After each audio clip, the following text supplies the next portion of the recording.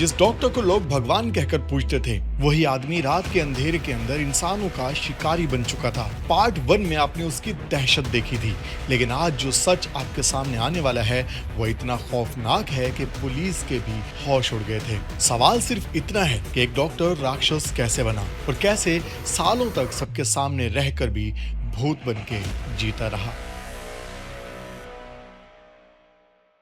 आज हम बात कर रहे हैं डॉक्टर देवेंद्र शर्मा यानी कि डॉक्टर डेथ के बारे में, और ये वीडियो है पार्ट 2 हमारे इसी सीरीज का। अगर आपने पार्ट 1 नहीं देखा तो लिंक आपको डिस्क्रिप्शन में या भी सामने इस वक्त पॉपअप होता हुआ दिख जाएगा। तो चलें अपनी कहानी को वहीं से कंटिन्यू करते हैं जहां पर हमने ये पहली वीडियो को एंड किया था। पार्ट 1 में हमने देखा था कि किस तरह से डॉक्टर देवेंद्र शर्मा ने एक गैस सिलेंडर्स की एजेंसी स्टार्ट की थी और किस तरह से वो ट्रक ड्राइवर्स को कत्ल करके उनकी किडनियों को बेचता था, उनके ट्रक्स को भी बेचता था, और उसने मोर देन 125 लोगों को कत्ल किया था।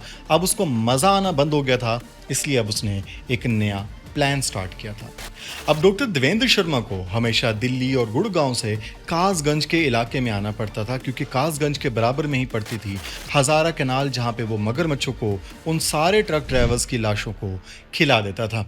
तो हमेशा डॉक्टर को दिल्ली और गुड़गांव से यहाँ पर आने के लिए एक टैक्सी को बुक करना पड़ता था। एंड माइंड इट, साल 2000 के अंदर कोई भी टैक्सी करीम या उबर या ओला के जैसे ऑनलाइन नहीं हुआ करती थी। ये आपको सिर्फ और सिर्फ ट्रैवल कंपनीज के थ्रू, आपको एजेंसी के थ्रू ही हायर करने पड़ते थे, या फिर इनके अपने खुद के स्टैंड्स होते थे। लेकिन डॉक्टर अपने केस के अंदर इन एजेंसीज के थ्रू टैक्सीज को हायर करता था। अब साल 2000 के अंदर ज़्यादा रिकॉर्ड मेंटेन नहीं किया जाता था या फिर ज़्यादा छानबीन नहीं होती थी, इसलिए डॉक्टर हमेशा एक फर्जी नाम के साथ टैक्सी को बुक करके कासगंज के इलाके में, जो कि हजारा कैनाल के पास है, उसके आसपास के एरिया में टैक्सी को ले जाता और वहाँ पर जाके ये उन ड्राइवर्स को चाकू मार के कत्ल कर देता। उसके बाद ये खुद ही उस टैक्सी को ड्राइव करता और हजारा कैनाल पे लेके जाके लाश को घसीटते हुए उस हजारा कैनाल के अंदर फेंक कर खूब मजे लेता, जब मगरमच्छ उन लाशों को खा रहे होते थे। इसी तरह से इस डॉक्टर ने तकरीबन 2 साल तक लगातार हर हफ्ते में 1 से 2 टैक्सी ड्राइवर्स का कत्ल करता रहा, और कत्ल करने के बाद इसका एक पैटर्न बन गया। और पुलिस ने उस पैटर्न को जब इन्वेस्टिगेट करना शुरू किया तो उनको मालूम पड़ा कि कोई अननोन आदमी है, लेकिन जितने भी कत्ल होते हैं सारे उसी हजारा कैनाल या फिर कासगंज के इलाके के पास ही होते हैं। तो पुलिस ने इसकी इन्वेस्टिगेट करना शुरू कर दिया था। वहीं पर एक दिन ये डॉक्टर एक टैक्सी ड्राइवर को अगेन कासगंज के इलाके के पास लेकर जाता है। इससे पहले कि ये उस ड्राइवर को कत्ल करता, पुलिस इसको रंगे हाथ पकड़ लेती है। अब पुलिस के पकड़ने के बाद पुलिस जब इस डॉक्टर की थोड़ी खातिर मदारत करती है, यानी कि इसको थोड़ा सा 3rd डिग्री देती है, तो ये डॉक्टर साहब जो कन्फेशंस करते हैं वो पुलिस वालों को पसीने छुड़ा देता है, क्योंकि पुलिस वाले जिस सस्पेक्ट को ढूंढ रहे थे, जो कि टैक्सी ड्राइवर्स को मार रहा था, उसके ऊपर 21 FIR थी, यानी कि ऐसे 21 मिसिंग पर्सन थे जिनको पुलिस ढूंढ रही थी, और ये डॉक्टर उसी के अंदर नॉमिनेटेड था। लेकिन डॉक्टर ने कन्फेशन किया कि 50 मर्डर्स तक तो मैंने नंबर काउंट किया और उसके बाद मैं नंबर काउंट करना ही भूल गया।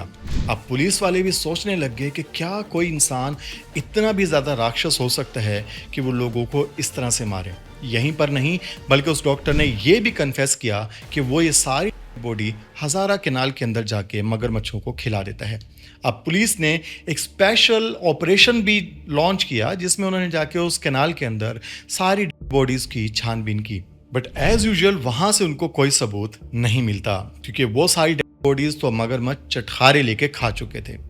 तो फिर आखिर इतना कुछ करने के बाद इस डॉक्टर के साथ हुआ क्या, तो इसके बारे में आपको बताता चलूं कि उसके ऊपर एक केस चला और कोई भी ज़्यादा सबूत ना होने के कारण सिर्फ 7 केसेस के अंदर उसको उम्र कैद हुई, और एक गुड़गांव के अंदर जो हत्या केस हुई थी उसके अंदर उसको फांसी की सज़ा दी गई थी। तो फाइनली ये सज़ा सुनाने के बाद डॉक्टर को जयपुर की सेंट्रल जेल के अंदर रख दिया गया। अब आपको लग रहा होगा कि ये स्टोरी खत्म, वीडियो खत्म, क्योंकि डॉक्टर पकड़ा गया, उसको सजा हो गई। तो आप गलत सोच रहे हो मेरे दोस्त, क्योंकि साल 2004 से लेके 2020 तक ये डॉक्टर उसी जेल में ही रहता है और काफ़ी ज़्यादा अच्छा व्यवहार करता है। और उसके बाद एक दफ़ा फिर से साल 2020 के अंदर इस डॉक्टर देवेंद्र शर्मा के दिमाग में डॉक्टर दैट यानी कि शैतान दोबारा से जाग उठता है। अब इसको एक और आइडिया आता है और वो जेल से भागने का सोचता है। अब क्योंकि इसका बिहेवियर काफ़ी अच्छा था जेल के अंदर, तो ये पे रोल के लिए अप्लाई करता है। अब मैं आपको बताता जाऊं कि पे रोल उन्हीं कैदियों को मिलती है जिनका बिहेवियर काफ़ी अच्छा रहता है, या फिर किसी को मेडिकल इश्यूज होते हैं, या फिर किसी को फैमिलीज इश्यूज होते हैं। इसी तरह से डॉक्टर देवेंद्र शर्मा की एप्लीकेशन पर इसको कुछ ही दिनों के लिए वहां से रिहा कर दिया गया। अब इसी तरह से इस डॉक्टर देवेंद्र शर्मा को हर कुछ दिन के बाद अपने पुलिस स्टेशन के अंदर जाके साइन करने थे। लेकिन जब 20 दिन गुजर जाने के बाद भी doctor Devendra Sharma police station नहीं पहुंचते, तो वो इनको भगोड़ा घोषित कर देते हैं। उसके बाद स्टार्ट होता है पुलिस का एक सर्च ऑपरेशन, लेकिन अनफॉर्चुनेटली पूरे 2 महीने तक ये किसी को हाथ में नहीं आता। अब डॉक्टर देवेंद्र शर्मा इस जेल से भागने के बाद सीधा पहुंचता है दिल्ली, और वहां पर अपनी सेकंड वाइफ के साथ रहने लगता है, क्योंकि फर्स्ट वाइफ जिसके साथ इसने 1984 के अंदर शादी की थी, वो इसको डाइवोर्स दे देती है इसके इसी कारनामों के कारण। अब उसके बाद ये अपनी सेकंड वाइफ के पास दिल्ली में रहता भी है, न सिर्फ रहता है कि बल्कि वहां पर एक प्रॉपर्टी डीलर का काम करना शुरू कर देता है और अपनी वेशभूषा बदल कर वहीं पर रहने लगता है। तो कुछ ही टाइम के बाद कुछ लोग इसको एक मरतबा फिर से आइडेंटिफाई करते हैं और वो पुलिस को रिपोर्ट करते हैं कि डॉक्टर देवेंद्र शर्मा यहाँ पर भेस बदल कर रह रहा है, और पुलिस वहाँ पे पहुँच जाती है और इसको फाइनली अरेस्ट कर लेती है। अब पुलिस को समझ में आ गया था कि डॉक्टर साहब थोड़े ज़्यादा ही नॉटी हैं, तो इनको इसलिए इस मरतबा तिहाड़ जेल, जो कि इंडिया की सबसे ख़तरनाक और ऐसे क्रिमिनल्स को रखने वाली जेल है जो कि बहुत ज़्यादा ख़तरनाक होते हैं, तो वहाँ पर इस डॉक्टर साहब को रखा जाता है। लेकिन कमाल की बात तो ये है कि ये डॉक्टर साहब उस तिहाड़ जेल से भी भाग जाते हैं। आखिर किस तरह से? कुछ टाइम के बाद साल 2023 के अंदर ये डॉक्टर एक मरतबा फिर से पे रोल के लिए अप्लाई करता है, और फिर से एक मरतबा इस इच्छाधारी सांप को एक पे रोल मिल भी जाता है। अब मैंने इसको इच्छाधारी सांप क्यों बोला, इसके बारे में आगे बात करेंगे। अब इस डॉक्टर को पे रोल मिल जाती है, और इस मरतबा इस डॉक्टर को 2 महीने की पे रोल मिल जाती है। अब ये डॉक्टर जैसे बाहर आता है, उसके बाद ये इच्छाधारी नाग बन के भुक गायब हो जाता है। आखिर ये डॉक्टर कहाँ जाता है? डॉक्टर की पेरोल तो 2 महीने की होती है, लेकिन डॉक्टर पूरे 6 महीने के लिए गायब हो जाता है। पुलिस ढूंढ ढूंढ कर थक जाती है, लेकिन डॉक्टर का कहीं कोई नामो निशान नहीं होता। अलीगढ़, कासगंज, दिल्ली, गुड़गांव, तकरीबन हर उस पॉसिबल जगह पर पुलिस छापे मारती है जहां पर ये डॉक्टर हो सकता था। लेकिन ये डॉक्टर तो ऐसे गायब होता है जैसे मानो ये कभी था ही नहीं। और इससे पहले कि इस डॉक्टर का केस हमेशा हमेशा के लिए बंद हो जाता, तकरीबन 2 साल के बाद पुलिस को एक लीड मिलती है कि ये डॉक्टर राजस्थान में बंदुकुई के अंदर एक गांव है, उसके पास ये एक छोटे से गांव के अंदर छुपा हुआ है। अब जब पुलिस उस इन्फॉर्मर के दिए हुए एड्रेस पर पहुंचती है, तो वो एक छोटे से गांव का एक मंदिर होता है। जब पुलिस उस इन्फॉर्मर से पूछती है कि तुम किसकी बात कर रहे हो, तो वो एक बंदे की तरफ इशारा करता है जो मंदिर के अंदर बैठा हुआ था, और ये कोई साधु या फिर कोई पंडित था, और इसके प्रवचन सुनने के लिए भी काफ़ी ज़्यादा लोग वहाँ पर जमा थे। तो एक लम्हे के लिए तो पुलिस भी धोखा खा जाती है, क्योंकि सामने जो उनके बैठा था वो कोई पंडित था, कोई साधु था, लेकिन ये देवेंद्र शर्मा नहीं था। यही वजह थी कि मैंने इसको इच्छाधारी सांप बोला था, क्योंकि ये अपना रूप बदल लेता है। यहाँ पर देवेंद्र शर्मा बिल्कुल भी पहचान में नहीं आ रहा था।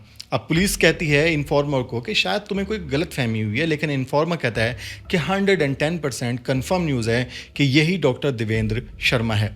अब पुलिस जब वहाँ पर रहती है तो वो कहती है कि हम इसको अरेस्ट कैसे करें, क्योंकि उसके प्रवचन सुनने के लिए पूरे गांव वाले भी आते हैं। ना सिर्फ गांव वाले बल्कि काफ़ी सारे पॉलिटिशियन भी उनके भक्त बन चुके होते हैं। अब आप अच्छे से जानते ही हो कि इंडिया के अंदर किसी भी तरह के पॉलिटिशियन या किसी भी संत साधु के लिबास में छुपे हुए क्रिमिनल को अगर पुलिस पकड़ने जाती है तो उनके साथ क्या किया जा सकता है। इसलिए पुलिस को 110% श्योर होना बहुत ज़रूरी था, और यहाँ पे तो खुद ही पुलिस शक में पड़ी हुई थी कि ये डॉक्टर देवेंद्र शर्मा है भी कि नहीं। अब पुलिस एक प्लान बनाती है। वो कहते हैं कि क्यों ना हम यहाँ पर कुछ टाइम के लिए रुकें और हम इस बंदे को ऑब्जर्व करें। अब पुलिस वाले उस गांव के अंदर गांव के लोग बन के रहना शुरू कर देते हैं, और वो उस पंडित के ऊपर नज़र रखना शुरू करते हैं। और कमाल की बात यह है कि ये पंडित लोगों का अपनी दवाइयों से यानी कि आयुर्वेद से इलाज भी किया करता था। ये पुलिस वाले उस पंडित का प्रवचन भी सुनने जाया करते थे और उससे मरीज बन के इलाज कराने भी जाया करते थे, लेकिन अनफॉर्चुनेटली किसी भी तरह का कोई भी प्रूफ इनके हाथ में नहीं लगता। अब पुलिस सोचती है कि बस कर देते हैं और इस केस को बंद कर देते हैं, लेकिन तभी उनमें से एक पुलिस ऑफिसर सोचता है कि क्यों ना हम फॉरेंसिक के ज़रिए इस बाबा के फेस के और उस देवेंद्र शर्मा के फेस को एनालाइज करके मैच करके चेक करें। तो यहीं पर इस बाबा की फेस को और देवेंद्र शर्मा के फेस को जब एनालाइज किया जाता है तो पूरे फेस के अंदर नाक और उसके साथ देवेंद्र शर्मा की आंखें मैच हो जाती हैं, क्योंकि ये नाक और आंखें ऐसी चीज़ें हैं जिनको बदलने के लिए आपको एक प्लास्टिक सर्जरी का यूज़ करना पड़ता है, जो कि इस डॉक्टर ने डेफिनेटली नहीं किया था। अब जब पुलिस थोड़ी सी इन्वेस्टिगेशन करती है तो ये कहानी खुलती है कि आखिर यहाँ पर ये पंडित बन के कर क्या रहा था, ये पंडित बन के यहाँ पे पहुँच कैसे गया, क्योंकि हर बंदा तो पंडित नहीं बन सकता ना। तो वहीं पर कहानी खुलती है कि इस गांव के अंदर लोगों को एक पंडित की ज़रूरत थी एक मंदिर के लिए, लेकिन प्रॉब्लम ये होती है कि गाँव वालों का इतना बजट नहीं होता कि वो एक पंडित को यहाँ पर ला सकें। इसी तरह से जब ये डॉक्टर देवेंद्र शर्मा अब पुलिस की कैद से भागता है तो वो इस बंदूकी गांव में आता है, क्योंकि इसने 10 साल यहाँ पे लगाए होते हैं। तो जब ये यहाँ पे छुपने की कोशिश कर रहा होता है तो इसको पता चलता है कि इस गांव के अंदर लोगों को एक पंडित की ज़रूरत है। तो ये अपनी वेशभूषा बदल कर बिल्कुल पंडित जैसा गेटअप करने के बाद वहाँ पहुँच जाता है और उनको कहता है कि मैं ये सारा काम फ्री में करने को तैयार हूँ। अब क्योंकि